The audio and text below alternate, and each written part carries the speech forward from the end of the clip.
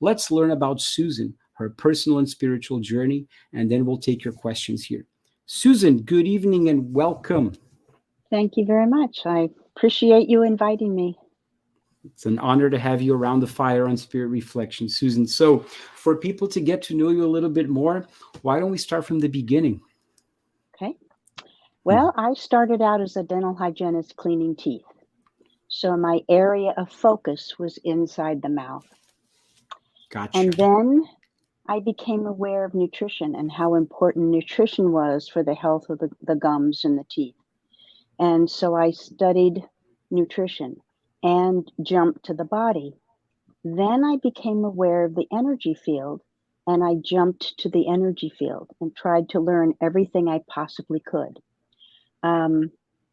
Touch for Health is a healing modality that teaches muscle testing based on the Chinese acupuncture meridians. And I learned that.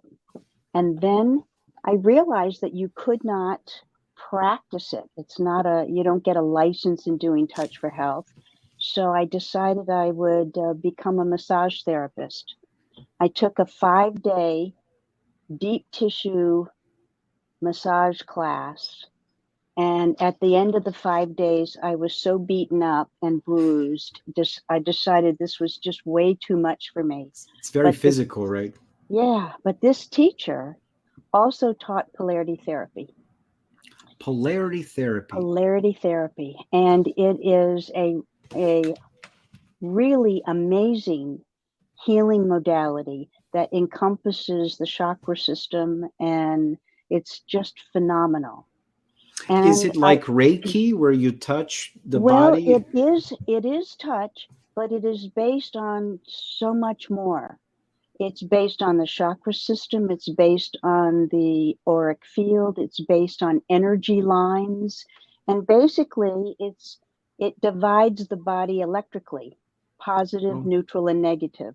So what we're doing is balancing the upper part of the body to the middle part of the body to the lower part of the body, just for balance. It's really amazing. I believe the Chinese, the Taoists, also do the division of the body in these 3 sections, right? The lower, middle, and upper. Yes, and the Tanden. Yes. Right. And this particular therapy, I opened up my practice in April 1st, April Fool's Day, 1985. Wow. And had a thriving practice when I met Barbara Brennan and realized I really needed to study with her. And so I ended up going to the Barbara Brennan School of Healing, where I became a teacher for a number of years afterwards. She has a tremendous book called Hands of Light, I believe, Hands right? of Light, yes. In Brazil is extremely popular. Ever since it was first published, it's a reference. It's a seminal work that is very respected in Brazil as well. That's great, because I knew her before the book actually got published. Oh, okay. She sent me her manuscript. I heard about the book and I sent off a check for it, and then she didn't get published right away, so she sent me her manuscript. And I said, no, I gotta do this. So got it.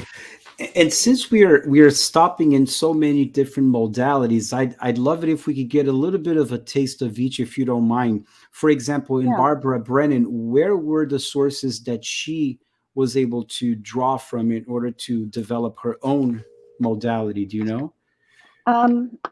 Well, basically, it came from the chakra system, which is, system. Thousands and thousands of years old. Where you can't really pinpoint where it comes from, right? Because there's been so many great teachers in the past that have talked about it. Right. But what she did was, because she was clairvoyant, she could utilize her clairvoyance in order to see what was going on in people's bodies. And she started that school to teach people how to see. So it's a combination of psychic abilities, mediumship, if you will, combined with a greater sensitivity or sensibility and awareness of people's energies. Yes. And I think she would say that she wanted to just open up your higher perception in all your different modalities, Got it. from touch to sight to hearing, So and being on more clairsentient as well. on an intuitive level, perhaps, right? Work on your Absolutely. intuition. Got it. Absolutely. And I think that that's what made her school so unique. And from there, I studied with 4 different teachers in Kabbalistic healing, which is Jewish mysticism.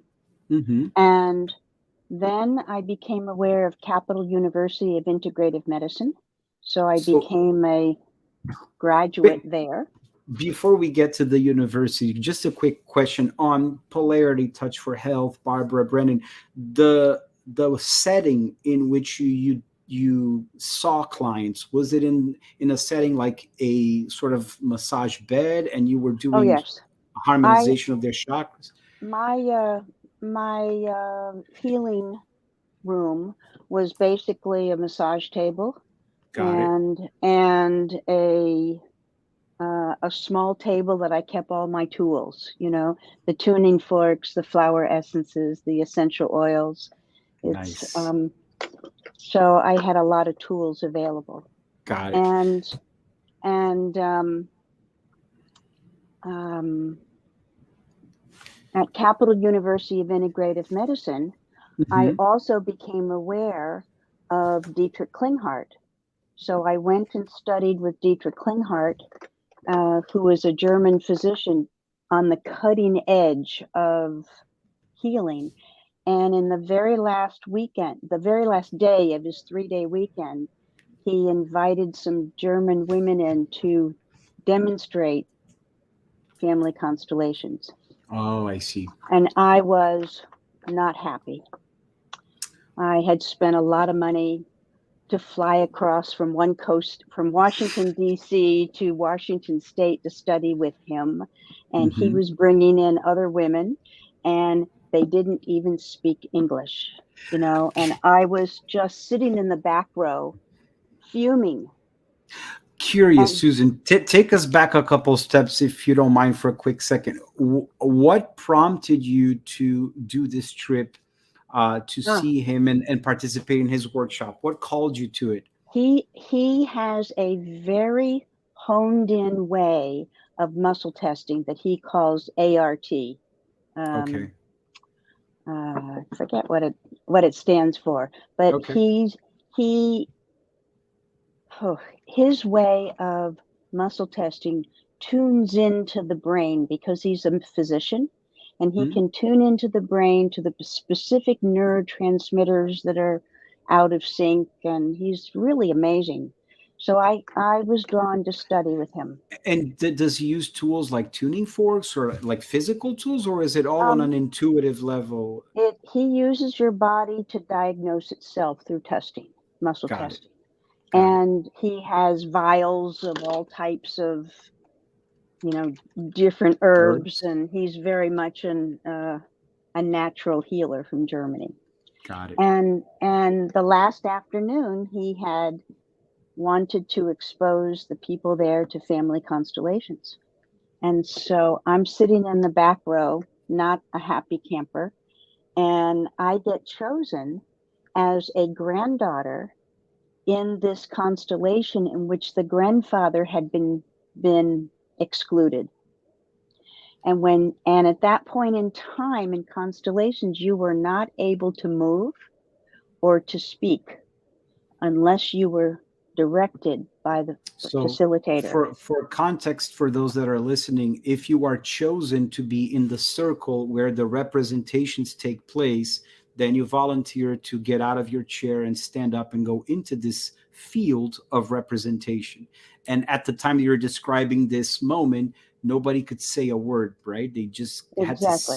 sit, be in silent there. You just experience what you experience. And so I was sort of on the periphery, really, because I wasn't a focal point of the constellation. They were bringing the grandfather back in, and so they facilitator went around and asked how everybody was doing, and I was the last one because I was just the granddaughter. But the whole time I was welling up with tears. I was I I was so emotional that as soon as she said, "What would you like to do?" Do we need to say anything? Do you need to do anything? I ran across the room and I jumped in this man's arms, the grandfather, and burst into tears. And it Wow. was like the culmination of this constellation. And I was so emotional. I walked back through the first row to the second row to the third row, sat down. By the time I sat in my chair, I was not emotional at all. It And I just realized something evaporated, just something disappeared. really powerful just happened, and I need to know more. And I'm so grateful to Dietrich for introducing me to this back in '98. Definitely. That this was